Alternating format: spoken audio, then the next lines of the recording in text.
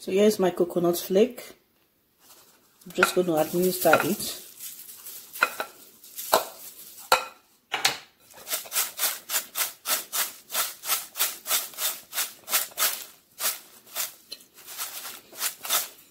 And we're good to go.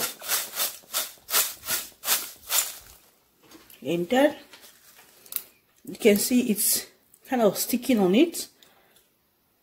It's stuck on it. So from the way it is, any parts you pack into your mouth, you're basically adding coconuts to it. So there you have it. So our coconut flake popcorn is all done. Yeah, if you have granules, you add it to this combination, you've done no wrong. Yeah, so this is to tell you that you can do any kind of popcorn you want. You can do chocolate popcorn, you can do pepper popcorn, yes, you can do lemon popcorn.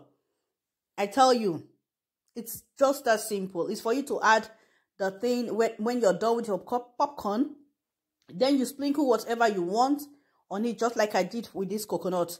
So I enjoyed it. I hope you also enjoy it. Just a little something to entertain your family this Easter. Thank you for watching. To give them a new taste this Easter, please try some of this popcorn. See you in my next video. Bye.